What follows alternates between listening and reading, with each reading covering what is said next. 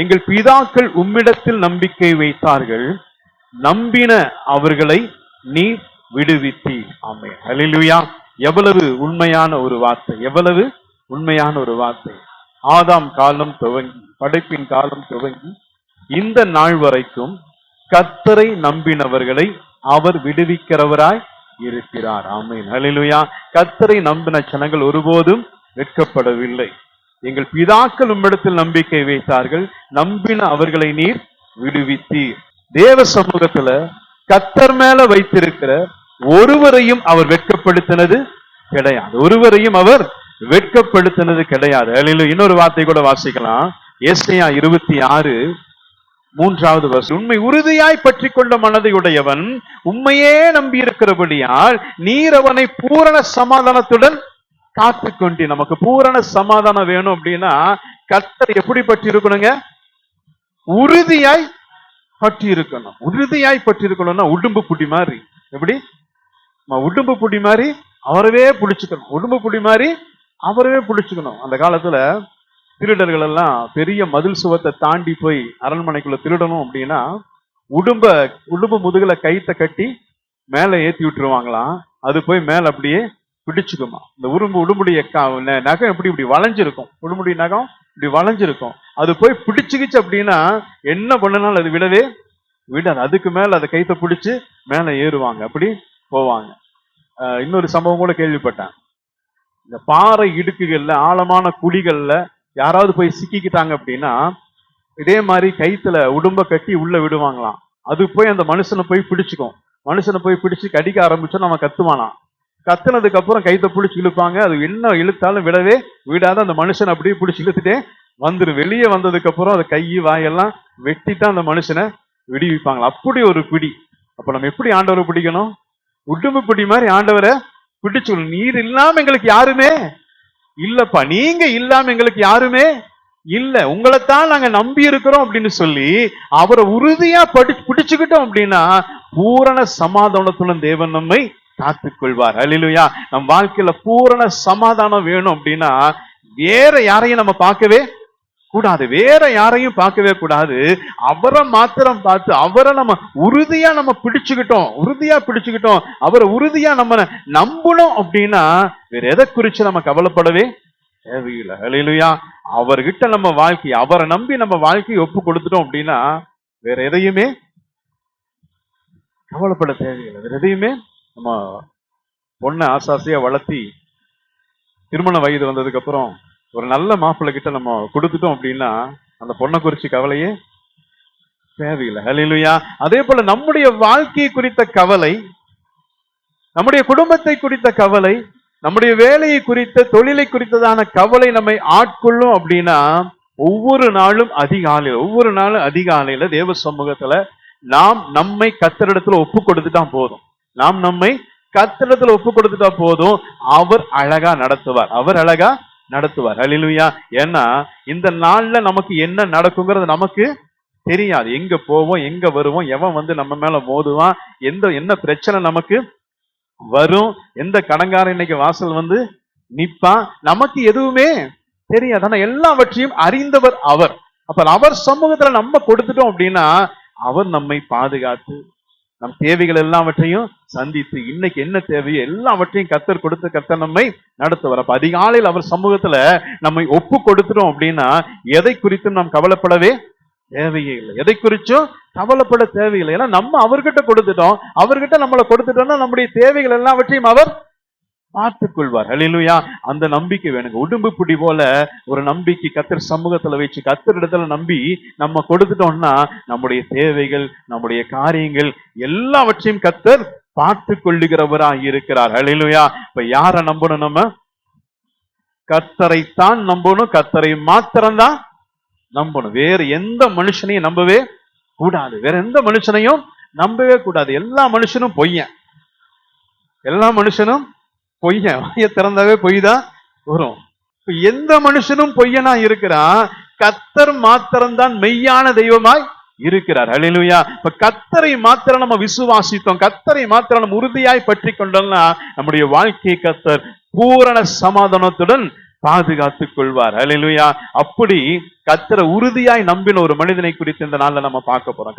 கர்த்தரை உறுதியாய், அவன மாதிரி யாருமே நம்பல, அப்படி நம்பின ஒரு மனிதனை இந்த நாள்ல நம்ம பார்க்கலாம். வாசிங்க 2 ராஜாக்கள் 18ஆம் அதிகாரம் 5வது வசனம். 2 ராஜாக்கள் 18ஆம் அதிகாரம் 5வது வசனம். அவன் இஸ்ரவேலின் தேவனாகிய கர்த்தரின் மேல் வைத்த நம்பிக்கையிலே அவனுக்கு பின்னும் அவனுக்கு முன்னும் இருந்த யூதாவின் ராஜாக்களில் எல்லாம் அவனை போல் ஒருவனும் இருந்தது இல்லை. ஹல்லேலூயா.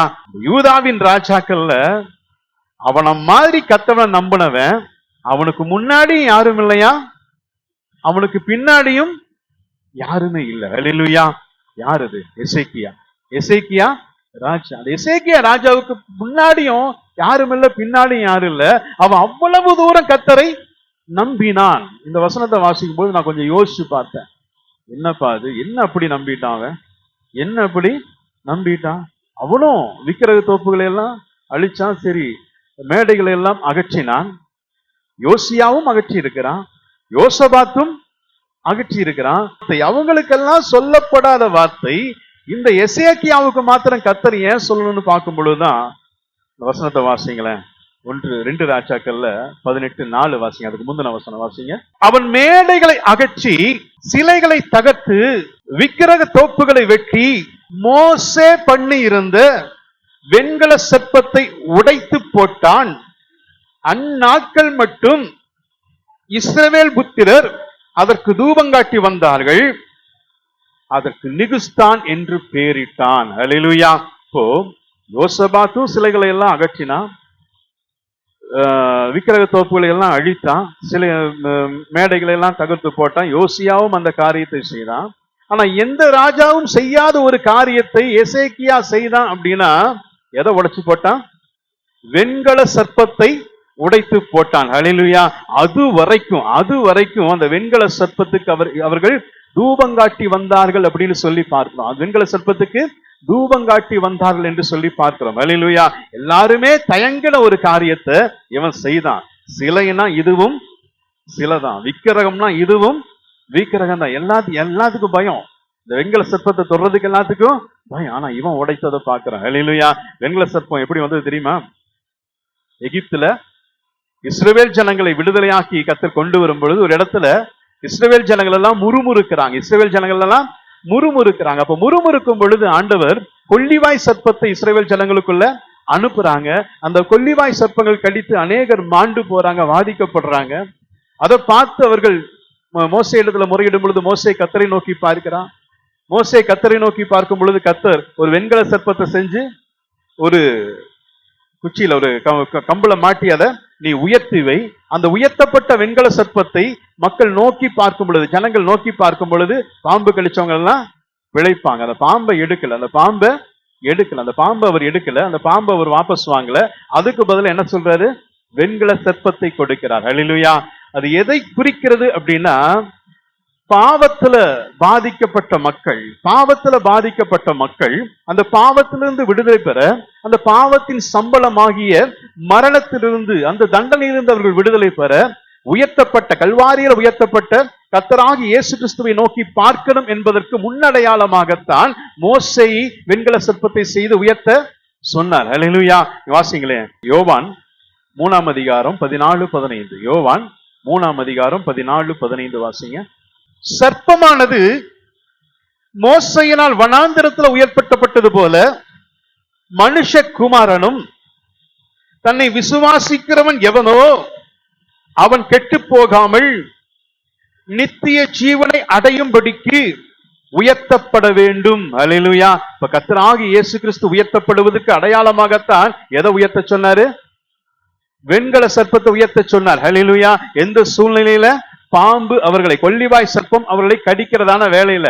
அப்ப அதை பயன்படுத்திட்டு அந்த இடத்தை விட்டு நகரும் பொழுது தூக்கி வீசிட்டு போயிருக்கணும், தூக்கி வீசிட்டு வந்திருக்கணும். எவனோ ஒரு கருப்பாடு அதை தூக்கி ஒளிச்சு வச்சுட்டான். அது எவன் இது வரைக்கும் கண்டுபிடிக்கல. எவனோ ஒளிச்சு வச்சவன் இத்தனை நாளும் கொண்டு வந்துட்டான்.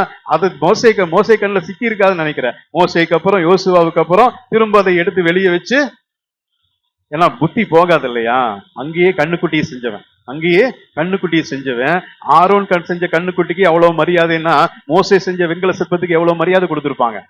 அந்த வெண்கல சிற்பத்துக்கு தூபம் காட்டி வந்தார்கள் என்று சொல்லி பார்க்கிறோம். அது வரைக்கும் எந்த ஒரு இஸ்ரவேல் ராஜாவும் அதை தொட துணியவே, எந்த ஒரு யூத ராஜாவும் அதை தொட துணியவே இல்ல.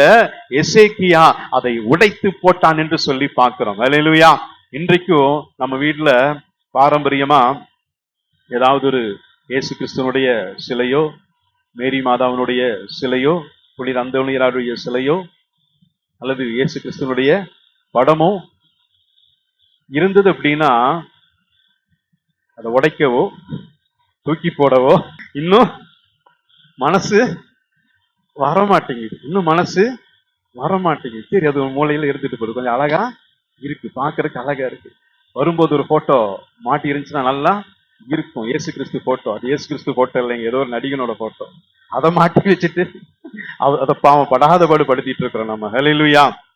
ஏன்னா ஆண்டவர் தெளிவா சொல்லிட்டார். யாத்திராகமம் 20வது அதிகாரம் 2-4 வசனங்கள் வரை. யாத்திராகமம் 20வது அதிகாரம் 2-4 வசனங்கள் வரை. உன்னை அடிமைத்தன வீடாகிய எகிப்து தேசத்திலிருந்து புறப்பட பண்ணின உன் தேவனாகிய கர்த்தர் நானே.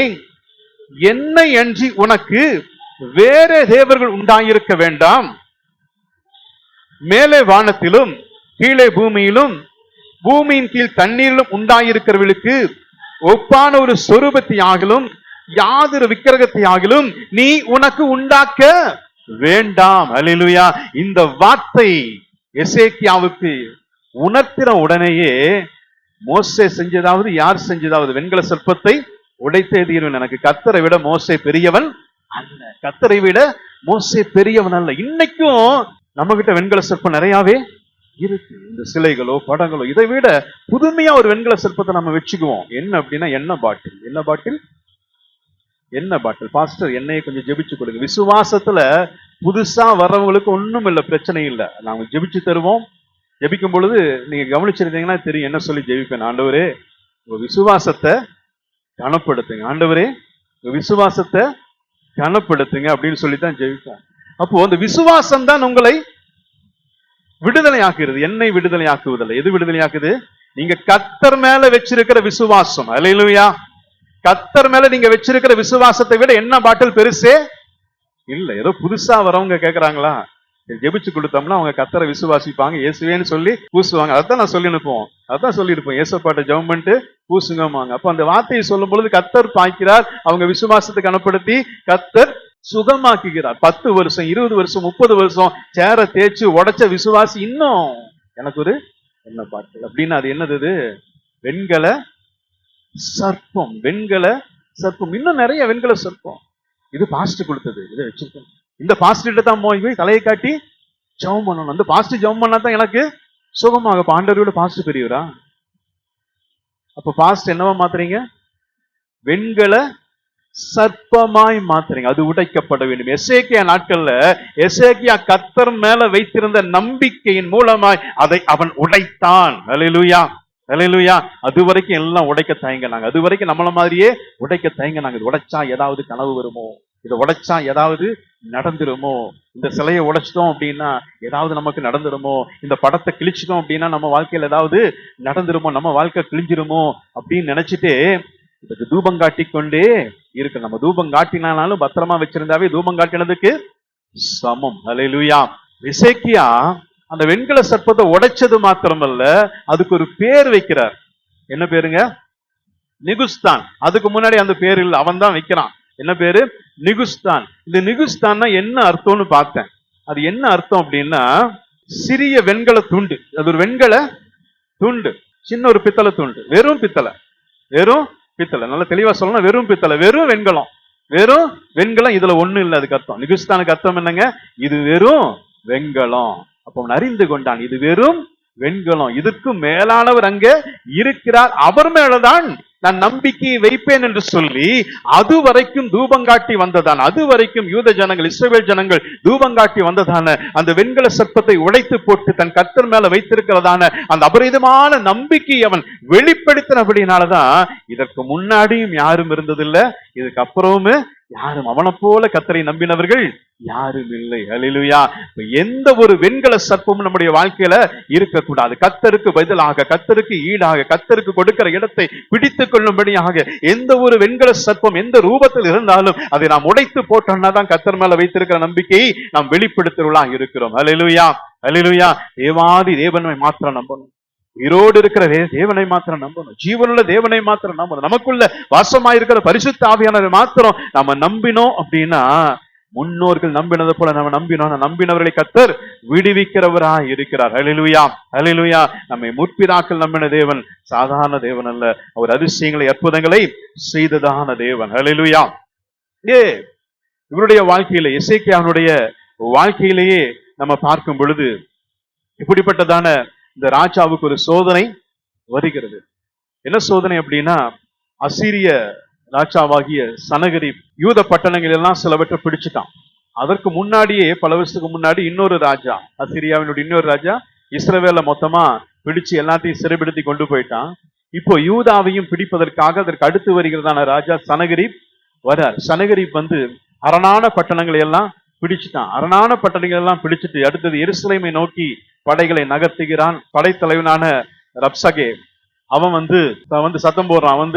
ரொம்ப கேவலப்படுத்துறான், ரொம்ப கேவலமா பேசுறான், ஆண்டவரை கேவலமா பேசுறான், ராஜாவை கேவலமா பேசுறான். இஸ்ரவேல் ஜனங்களுக்குள்ள ஒரு குழப்பத்தை உண்டு பண்ணுகிறான். அந்த குழப்பத்தை உண்டு பண்ணும் பொழுது எசேக்கியா ராஜா தன்னுடைய நம்பிக்கையை அவன் வெளிப்படுத்து. இப்படி அந்த அசீரிய ராஜா படையெடுத்து வரான்னு தெரிஞ்ச உடனே எசேக்கியா ராஜா என்ன பண்ணுனான்னா, அவன் கேட்டதான 300 தாலந்து வெள்ளிகளையும் 30 தாலந்து தங்கங்களையும் கொடுத்து அனுப்புறான். ஆலயத்தின் கதவுல எல்லாம் பிடுங்கி, அரண்மனையில் இருக்கிற தங்கம் எல்லாம் பிடுங்கி, ஒண்ணு விடாம சுரண்டி எல்லாத்தையும் கொடுத்து அனுப்புறான். ஆனாலும் அவன் கோபம் மாறல, வம்புக்கே. ஆனா இப்போ எசேக்கியா ராஜா எல்லாத்தையும் கொடுத்து அவன் மாறலையே, எல்லாத்தையும் கொடுத்து பிரச்சனை மாறலையே அப்படின்னு எங்க போறான்? தேவ சமூகத்துக்கு போகிறத பாக்குறான். வாசிங்க 2 ராஜாக்கள் 19ஆம் அதிகாரம் 1-2 வாசிங்களேன். ராஜாவாகி எசேக்கியா அதை கேட்ட பொழுது தன் வஸ்திரங்களை எல்லாம் கிழித்து ரெட்டு உடுத்தி கொண்டு கர்த்தருடைய ஆலயத்துல பிரவேசித்து அரண்மனை விசாரிப்புக்காரனாகிய எலியாக்கிமையும் சம்பிரதியாகிய செப்னாவையும் ஆசாரியர்களின் மூப்பரையும் ஆமோத்தின் குமாரனாகிய ஏசாயா என்னும் தீர்க்கதரிசியினிடத்துக்கு ரட்டுடுத்தி கொண்டவளாக அனுப்புகிறான். அல்லேலூயா. அதாவது தன்னுடைய யோசனையின்படி செய்கிறான். சரி, அவன் என்ன கேட்கிறானோ கொடுத்தரலாம் அப்படின்னு சொல்லி 300 தாலந்து வெள்ளியையும் 30 தாலந்து தங்கத்தையும் அரண்மனையில ஆலயத்துல இருக்கிறது எல்லாத்தையும் தூக்கி கொடுக்கிறான். அப்பவும் அவன் பிரச்சனை மாறவே இல்லை. அல்லேலூயா. இன்னைக்கு நம்மை பிரச்சனைகள் நோக்கி வரும் பொழுது நம் மாம்ச பிரகாரமாய் நம்முடைய பலத்தை கொண்டு என்னெல்லாம் செய்ய முடியுமோ எல்லாவற்றையும் செய்து பார்க்கிறோம். ஆனாலும் பிரச்சனை மாறுகிறது, பிரச்சனை மாறல. அதே மாதிரிதான் எசேக்கியா மாம்சத்துல எல்லாத்தையும் எடுத்து கொடுக்கிறான், ஆனா பிரச்சனை மாறல. இன்னைக்கு நம்ம எல்லாத்தையும் வச்சு கொடுத்துட்டோம், எல்லாத்தையும் கொடுத்தும் பிரச்சனை தீரல. நம் மாம்சத்துல, நம்முடைய பலத்துல, சுய பலத்துல, அல்லது நாம் வைத்திருக்கிறத நமக்குட்பட்ட அதிகாரத்துக்குட்பட்ட என்னென்ன செய்ய முடியுமோ எல்லாவற்றையும் செய்தும் நம்முடைய பிரச்சனைகள் தீராமல் இருக்கிறோம். அல்லேலூயா. எல்லாம் செஞ்சு பிரச்சனை தீரலையா? அடுத்து செய்ய வேண்டியது தேவ சமூகத்துல உட்கார்ந்து. எசேக்கியா அதான் உட்கார்றான். என்னென்னமோ செஞ்சு பார்த்துட்டேன், ஆலயத்தின் கதவுல இருக்கிற தங்கத்தை எல்லாம், ஆலயத்தில் இருக்கிற வெள்ளி பாத்திரங்கள் எல்லாம், அரண்மனையில் இருக்கிற வெள்ளி பாத்திரங்கள் எல்லாவற்றையும் கொண்டு போய் கொடுத்து என் பிரச்சனை இருளை ஆண்டவரேன்னு சொல்லிட்டு ஏசாயாவையும் செபிக்க சொல்லிட்டு இவனும் தேவ சமூகத்தில் உட்கார்ந்து செபிக்கிறான். ஏசாயாவிட்டு நல்ல பதில் வருது, நல்ல வார்த்தை வருகிறது. அப்ப இவங்களுடைய நிலைமை என்ன அப்படின்னா, அடுத்த வசனத்தை வாசிங்க, 3வது வசனத்தை. பிள்ளை பேரு நோக்கி இருக்கிறது, பெறவோ பலன் இல்லை. பிள்ளை பேரு நோக்கி இருக்கிறது, டைம் வந்துருச்சு, டெலிவரி டைம் வந்துருச்சு, டெலிவரி டியூ வந்துருச்சு, ஆனா பெறுவதற்கு பலன் இல்லை. அல்லேலூயா, அல்லேலூயா. பிரச்சனை தலைக்கு மேல கத்திய போல தொங்கிட்டு இருக்கு, பிரச்சனை தலைக்கு மேல கத்திய போல தொங்கிட்டு இருக்கு. செய்வதற்கு ஒன்றுமே இல்ல, கையில ஒண்ணுமே இல்ல. கடன் பிரச்சனைகள், குடும்ப பிரச்சனைகள், வேலையில் இருக்கிற பிரச்சனை, தொழில் இருக்கிற பிரச்சனை தலைக்கு மேல கத்திய போல தொங்கிட்டு இருக்கு. ஆனா தீர்வு நம்ம கிட்ட ஒண்ணுமே இல்ல. பிள்ளை பேரு நோக்கி இருக்கிறது, பெறவோ பலன் இல்லை என்று சொன்ன அந்த வார்த்தைகளை போலத்தான் இன்றைக்கு நம்முடைய வாழ்க்கையும் இருக்கிறது. இருந்தது அப்படின்னா நாம் செய்ய வேண்டிய ஒரு காரியம் எசேக்கியாவை போல தேவ சமூகத்துல உட்கார்ந்து தேவ சமூகத்துல உட்கார்ந்தோன்ன இந்த பிரச்சனை மாறும்னு சொல்லி ஏசாயா கிட்ட இருந்து பதில் வருது. பிரச்சனை மாறும் அப்படின்னு சொல்லி ஏசாயா கிட்ட இருந்து பதில் வருது. வாசிங்களேன், 2 ராஜாக்கள் 19ஆம் அதிகாரம் 6-7.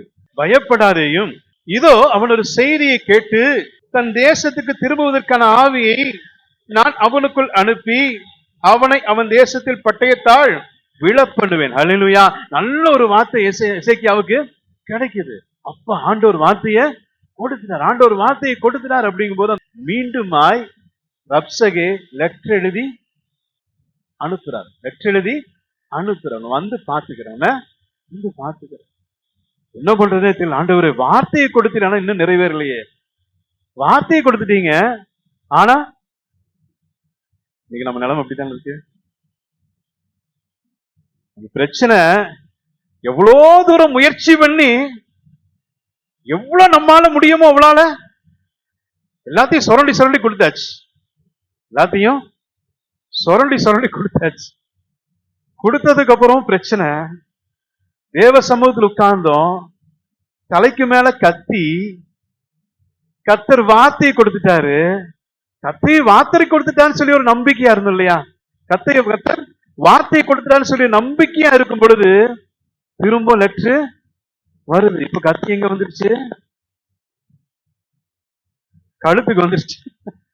ஆனா ஒண்ணு நினைச்சுக்கோங்க, எனக்கு அன்பான சகோதர சகோதரியே, ஒண்ணு நினைச்சுக்கோங்க, கழுத்துக்கு கத்தி வரும் பொழுது கர்த்தர் அற்புதத்தை செய்ய முடியும். கழுத்துக்கு கத்தி வந்த போதும் கர்த்தர் அற்புதத்தை செய்ய முடியும். நம்ம கத்தி 10 கிலோமீட்டர் 100 கிலோமீட்டர் 1000 கிலோமீட்டர் தூரமா இருக்கும் போதே எனக்கு அற்புதம் நடக்கணும்னு சொல்லி எதிர்பார்க்கிறோம். இல்ல, கழுத்துக்கு கத்தி வரும்போது கர்த்தர் அற்புதத்தை வாழ்க்கையில செய்வார். ஹல்லேலூயா. செய்தாருங்க ஆபிரகாம் வாழ்க்கையில. ஈசாக்க பலி செலுத்த சொல்லிட்டார். தவம் இருந்து பெற்ற மகன். 75 வயதுல வாக்கு தத்தத்தை கொடுத்து 100 வயதுல வார்த்தை 75 வயசுல கொடுத்துட்டார். ஆசீர்வாதத்தை எப்ப தராரு? 25 வருஷம் கழிச்சு 100 வயசுல கொடுக்கிறாரு. வாங்கி 16 வருடங்கள் ஆசையா வளர்த்துறான். வளர்த்தனவனை இப்ப பலி கொடுக்க சொல்லிட்டார். வளர்த்தவன பலி கொடுக்க சொல்லிட்டார்.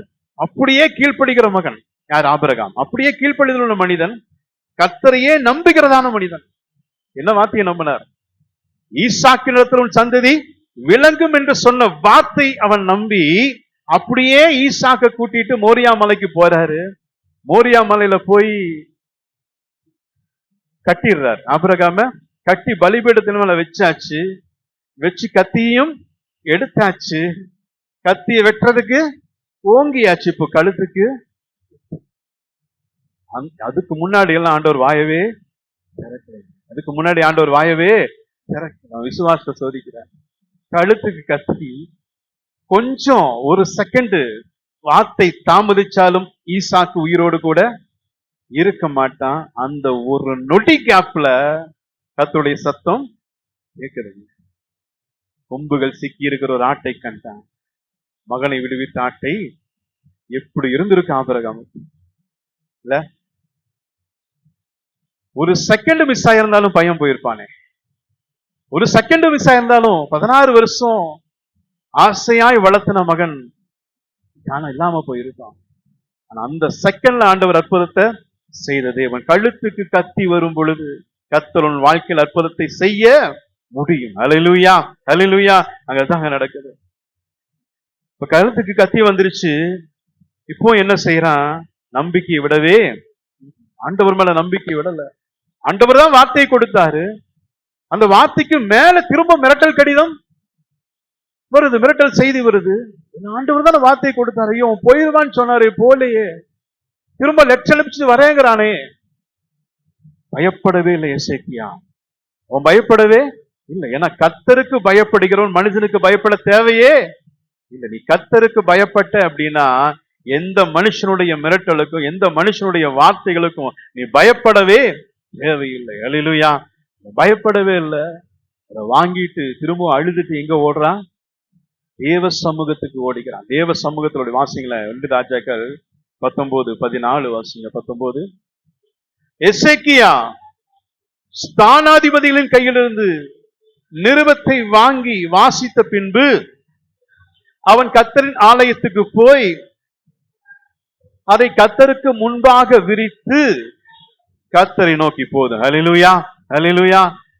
சூழ்நிலைகள் படு மோசமா வந்த போதும் கர்த்தர் மேல் வச்சிருக்கிற நம்பிக்கைய வச்சு, சூழ்நிலைகள் படு மோசமா இருந்த போது யார் மேல வச்சிருக்கிற நம்பிக்கை விடல? கர்த்தர் மேல வச்சிருக்கிற நம்பிக்கையை மாத்திரம் அவன் விடல. ஹல்லேலூயா. இன்னைக்கு நம்முடைய சூழ்நிலைகள் படு மோசமா போயிருக்கலாம். எசேக்கியாவுக்கு வந்த சோதனையை காட்டிலும் மிகப்பெரிய சோதனைகள் நம்முடைய வாழ்க்கையில வந்திருக்கலாம். மிகப்பெரிய மிரட்டல்கள் நம்மை நோக்கி கொண்டிருக்கலாம். பல கத்திகள் நம்ம கழுத்தை சுத்தி இருக்கலாம். எசேக்கியாவுக்காவது ஒரு கத்தி பாஸ்டர், எனக்கு சுத்தியும் கழுத்தை சுத்தி நெக்லஸ் மாதிரி என்னமோ சொல்லுவாங்களே, கழுத்தோடு ஒட்டி போடுவாங்க, என்னது அட்டிகை, அட்டிகை மாதிரி கத்தி ஒட்டிட்டு இருக்கு. எப்ப உள்ள இறங்கி இந்த பக்கம் இருக்கிறது இந்த பக்கம், இங்க இருக்கிறது இங்க வரும்னு எனக்கு தெரியல பாஸ்டர்ங்கிறீங்களா? கவலையே படாதீங்க. நகைக்கு நோட்டீஸ் வந்திருக்குதா? வீட்டுக்கு லோன் கட்டலைன்னு நோட்டீஸ் வந்திருக்குதா? இன்னும் யார் யாரெல்லாம் எந்தெந்த கடங்காரனோ உங்களுக்கு போன் பண்ணிருக்காங்களா? அந்த போன் கால், அந்த நோட்டீஸ், அந்த லெட்டர் எல்லாத்தையும் எங்க கொண்டு விரிச்சீங்க? கர்த்தருடைய சமூகத்துல வச்சு விரிச்சுவீங்க. ஹல்லேலூயா. கர்த்தர் உங்கள் வாழ்க்கையில் அற்புதங்களை செய்ய வல்லவராய் இருக்கிறார். ஹல்லேலூயா. நம்மளுக்கு தஞ்சமே இதுதான், தேவனுடைய பாதம் தான். கர்த்தருடைய பாதம் தான் நமக்கு தஞ்சம். அது இல்லாம வேற தஞ்சமே இல்ல. உறவுகள் பாதத்துக்கு காலை போய் பிடிச்சீங்கன்னா எட்டி உதைப்பான். சொந்தக்காரன் காலை போய், பா என்னை காப்பாத்து, மாமா என்னை காப்பாத்து, மச்சனை காப்பாத்து, எப்போ உதைப்பான்னு தெரியாது, எட்டி உதைச்சிருவான். ஹல்லேலூயா. ஆனா ஆண்டவர் அப்படி அல்ல. ஹல்லேலூயா. அவர் அழாதே அப்படின்னு சொன்னார் அப்படின்னா அதுக்கு அர்த்தம் இருக்கு. அழாதேன்னு சொன்னா அர்த்தம் இருக்கு. நாயின் ஒரு விதவையை பார்த்து சொன்னார் அழாதேன்னு சொல்லி. அதுக்கு முன்னாடி எல்லாம் அந்த விதவையை பார்த்து எத்தனை பேர் அழாதேன்னு சொல்லியிருப்பாங்க? இளவுக்கு வந்து எல்லாருமே, டெத்துக்கு வந்து எல்லாருமே தானே சொல்லியிருப்பாங்க அழாதீங்கம்மா நாங்க பாத்துக்கிறோம். நான் சொல்றவங்க எல்லாம் பார்க்க மாட்டாங்க. அழாதம்மா. அந்த விதவியினுடைய நிலைமை என்னன்னா, அந்த ஒரு பையன்தான், அந்த ஒரு பையன்தான் இருக்கிறான், வாலிப பையன். அவனைத்தான் நம்பி இருக்கிறான். அவன் செத்து போயிட்டான். அந்த பையன் செத்து போயிட்டாங்கிற கவலை. இன்னொரு கவலை என்னன்னா, அவளுடைய நம்பிக்கை அங்க செத்து போச்சு. எதிர்காலம் செத்து போச்சு. எதிர்காலத்துல என்ன பண்ணுவோம் அப்படிங்கிறது தெரியல அந்த விதவைக்கு. அப்படி ஒரு சூழ்நிலையில பார்க்க வரவங்க எல்லாருமே அழாதேன்னு சொல்லியிருப்பாங்க. அந்த அழாதேன்னு சொன்ன வார்த்தையில ஏதாவது அர்த்தம் இருக்குமா? அந்த அழாதேங்கிற சொல்ற வார்த்தை அழுகையை அடக்குமா? அழுகையை அடக்கி சந்தோஷத்தை கொடுக்குமா? நம்மளும் எத்தனை பேர்த்த பார்த்து சொல்லியிருப்போம் அழாதீங்க அழாதீங்க அப்படின்னு சொல்லி எத்தனை பேர்த்த சொல்லியிருப்போம். ஆனா அந்த வார்த்தையெல்லாம் அவங்க அழுகி அடக்கி இருக்குமா? உங்க துக்கத்தை தொலைச்சி இருக்குமா? ஆனா அவர் அழாதேன்னு சொன்னா அந்த மகன் உயிரோடு கூட எழுந்திருப்பாங்க. அவர் அழாதேன்னு சொல்லுகிற வார்த்தை கிரியை செய்கிற வார்த்தை. இன்னைக்கு நம்ம பிரச்சனையை பார்த்து, நம்முடைய துக்கத்தை பார்த்து எத்தனையோ பேர் அழாத பிரதர், அழாத சிஸ்டர், அழாதீங்க அப்படின்னு சொல்லியிருக்கலாம். உங்களுக்காக நான் ஜெபிக்கிறேன்னு சொல்லியிருக்கலாம். ஆனா கர்த்தருடைய வார்த்தை கிரியை செய்கிற வார்த்தையாய் இருக்கிறது. கர்த்தர் அழாதேன்னு சொன்னார் அப்படின்னா அது அர்த்தமுள்ள வார்த்தையா இருக்குது. நம்முடைய வார்த்தையில அர்த்தம் இல்லை. அவருடைய மனதுருக்கம் தான் நமக்கு வேணும். அவர் மனதுருக்கம் வேணும்னா தேவ சமூகத்தில் நம்ம பிரச்சனைகளை கொண்டு வந்து வைக்கணும். அவர் மனதுருகிற தேவன். மனிதர்கள் மனதுருகி ஒண்ணுமே ஆக போறது? மனிதர்கள் மனதுருகி ஏதாவது ஆகுமா? எத்தனை பேர் மனதுருகுனீங்க நம்ம நிலச்சரிவை பார்த்து? வயநாட்டுல நடந்த நிலச்சரிவை பார்த்து எத்தனை பேர் மனதுருகணும்? என்ன நடந்தது? என்ன மாத்தணும்? ஆனா அவர் மனதுருகுனா மாற்றங்கள் வரும். ஹல்லேலூயா. நம்ம வாழ்க்கையில் இருக்கிற பிரச்சனைகளுக்கு மனிதர்களுடைய மனதுருக்கத்தை நாம் எதிர்பார்க்கிறோம். மனிதர்களுடைய மனதுருக்கத்தை எதிர்பார்க்கிறோம். மனிதனுடைய மனதுருக்கு என்ன பிரயோஜனம்? ஒரு பிரயோஜனமே இல்ல. பாஸ்டர் ஜெபிச்சுக்கங்க, ஜெபிக்கத்தான் முடியும்.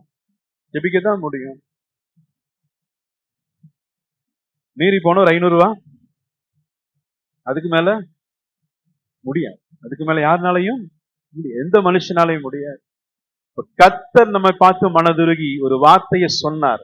நாயினூர் விதவிக்கு சொன்ன போல, அழாதேங்கிற ஒரு வார்த்தையை போல நமக்கு ஒரு வார்த்தையை சொன்னார் அப்படின்னா அந்த வார்த்தை நிறைவேறக்கூடிய வார்த்தை. அந்த வார்த்தை நிறைவேறக்கூடிய வார்த்தை. எசேக்கியாவை பார்த்து சொன்ன வார்த்தை. அந்த வார்த்தையும் சொந்த போதும் பிரச்சனைகள் வந்தது. பிரச்சனைகள் வந்த போது அவன் விடல. தொடர்ந்து அந்த வார்த்தையை நம்பி தேவ சமூகத்துல காத்திருந்தான். என்ன நடந்ததுன்னு பார்த்தோம்னா, வாசிங்க 35வது வருஷத்துக்குள்ள வாசிங்க. 2 ராஜாக்கள் 19ஆம் அதிகாரம் 35வது வசனத்துக்குள்ள. அன்று ராத்திரியில் சம்பவித்தது என்னவென்றால், கர்த்தருடைய தூதன் புறப்பட்டு அசீரியரின் பாளத்திலே 180,000 பேரை சங்கரித்தான். அதிகாலமே எழுந்திருக்கும் போது இதோ அவர்கள் எல்லாரும் செத்த பிரேதங்களாய் கிடந்தார்கள். அப்பொழுது அசீரிய ராஜாவாகிய சனகரிப் பிரயாணப்பட்டு திரும்பி போய் நினிவேயில் இருந்து விட்டான். அவன் தன் தேவனாகிய நிஸ்ரோத்தின் கோவிலிலே பணிந்து கொள்ளுகிற போது அவன் குமாரனாகிய பெட்டி போட்டு தப்பி ஓடி போனார்கள். போதும். ஹல்லேலூயா. ஒரே ஒரு தூதன். எத்தனை பேர்த்தீங்க? 1,85,000 பேர். 1,85,000 பேரை ஒரு தூதன் சங்கரித்து போட்டான்.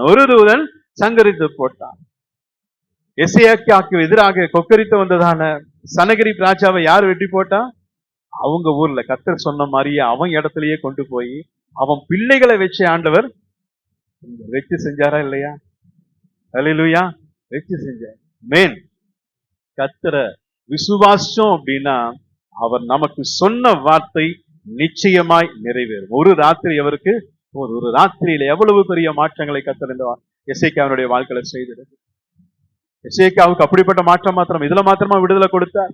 எசேக்கியா வியாதிப்பட்ட போது அதே ஏசாயா தீர்க்கதரிசி சொல்றாரு, நீ செத்து போயிருவப்பா, வீட்டு காரியங்களை ஒழுங்குபடு. சுவர் புறமாய் முதுகை திருத்தலாம், நான் யாரையும் பார்க்கல. என் நம்பிக்கை திரும்ப நம்பிக்கை வெளிப்படுத்தலாம் பாருங்க. எனக்கு யாரையுமே நான் பார்க்கல, எனக்கு யாருமே வேண்டாம், நான் தான் செத்து போறேன், எனக்கு யாருமே வேண்டாம், எந்த மனிதனுடைய எதையும் வேண்டாம், எந்த மருத்துவர் எனக்கு வேண்டாம், எனக்கு வார்த்தை சொன்ன தேவன் மீண்டுமா எனக்கு ஒரு வார்த்தையை சொல்லுவான்னு சொல்லி சுவர்புறமாய் திரும்பி தன்னுடைய நம்பிக்கை கத்தலுக்கு மாத்திரம் வெளிப்படுத்துகிறேன். எந்த மனுஷ முகத்தையும் நான் பார்க்க விரும்பல, எந்த மனுஷங்கிட்ட என் பிரச்சனையை சொல்ல முடியாது. நான் கத்தரை பார்த்து என் பிரச்சனைய நான் கத்தர் இடத்துல டைரக்டா சொல்றேன்னு சொல்லி தேவனை பார்த்து தன் பிரச்சனையை சொன்னா 15 வருடங்கள் ஆயுசு நாட்களை எசேக்கியா அந்த ஹாலை தாண்டல, அவன் வீட்டு ஹாலை தாண்டல. மீண்டுமா வந்து கர்த்தர் உனக்கு 15 வருஷங்களை கூட்டி தராரு. ஹல்லேலூயா. தேவன் மேல இருக்கிற நம்பிக்கை ஒரு நாளும் நம்மை வெட்கப்படுத்தவே வெட்கப்படுத்த. மனுஷனை நம்பாதீங்க, தயவு செய்து எந்த மனுஷனையும் நம்பாதீங்க. மனுஷன் பொய்யன். நம்ம கர்த்தரை முழுமையா நம்ம நம்பணும் அப்படின்னா கர்த்தர் நம் வாழ்க்கையில் அற்புதங்களை செய்ய முடியும். நம்மை ஒருபோதும் அவர் தலைகுனியவே வைக்க மாட்டார். ஹல்லேலூயா. எங்கள் பிதாக்கள் உம்மிடத்தில் நம்பிக்கை வைத்தார்கள், நம்பின அவர்களை நீர் விடுவித்தீர். நம்பினவர்களை அவர் விடுவிக்கிற தேவனாய் இருக்கிறார். ஹல்லேலூயா. எந்த நம்பிக்கையில இந்த சங்கீதத்தை சொன்ன தாவீது எந்த நம்பிக்கையில கோலியாத் எதிர்த்து போயிருப்பான்? யோசிச்சு பாருங்களேன். கோலியாத்தோட உயரம் எவ்வளோ, தாவீதினுடைய உயரம். கோலியாத்தினுடைய அனுபவம் என்ன, தாவீதினுடைய அனுபவம். கோலியாத்தையும் தாவீதையும் ஒப்பிட்டு பார்த்தோம்னா தாவீது ரொம்ப சின்ன பையன், யுத்தத்துக்கு பழக்கமில்லாத கை, கத்தியை எடுக்க தெரியாதவன், வாளை எடுக்க தெரியாதவன், ஈட்டி எடுக்க தெரியாதவன். எந்த தைரியத்துல கோலியாத்தை எதிர்த்து நிக்கிறான்? அத்தனை இஸ்ரவேலுடைய ராணுவங்களும் சவுலுடைய ராணுவங்களும் அவ்வளவு பயப்பட்டு நடுங்கி கொண்டிருக்கும் பொழுது, சவுலே அரண்மனைக்குள்ள தன்னை அடைத்துக் கொண்டிருக்கும் பொழுது கோலியாத்துக்கு முன்பாக இந்த சிறுவன் எப்படி போய் நிக்க முடியும்? அவருடைய நம்பிக்கை யார் மேலங்க?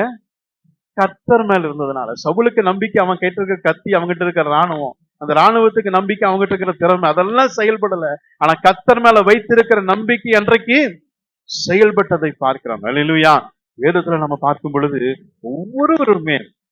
ஒவ்வொருவருமே தேவனை நம்பின ஒவ்வொருவருமே வெட்கப்படவே இன்றைக்கு வரைக்கும், ஆதாம் காலம் தொடங்கி இன்றைக்கு வரைக்கும் யாரெல்லாம் கர்த்தரை நம்பினாங்களோ, யாரெல்லாம் தங்களுடைய நம்பிக்கை முழுசா கர்த்தர் மேல வச்சாங்களோ ஒவ்வொருவரையும் கர்த்தர் காப்பாற்றி நடத்தினார். ஒவ்வொருவருக்கும் கர்த்தர் ஒரு பூரண சமாதானத்தை கொடுத்தார். ஹல்லேலூயா. மனுஷனை நம்பாம நம்ம நம்பிக்கை யார் மேல இருக்கணும்? கர்த்தர் மேல இருக்கணும். வீட்டுல இருக்கிறதான வெண்கல சர்ப்பங்களை எல்லாம் என்ன பண்ணணும்? உடைச்சு போடணும். ஐயோ, இது ஏசப்பா போட்டா வச்சு தினமும் இதுக்கு ஊதுவத்தி கொத்தி வச்சுக்கிறேனே, தினமும் இதுக்கு முன்னாடி மெழுகுவர்த்தி, என்ன என்பி உனக்கு வேற தேவர்கள் உண்டாயிருக்க வேண்டாம். ஹல்லேலூயா. ஹல்லேலூயா. கர்த்தரை மாத்திரம் நம்பின அப்படின்னா பூரண சமாதானம் உன்னையும் உன் குடும்பத்தையும் ஆளுகை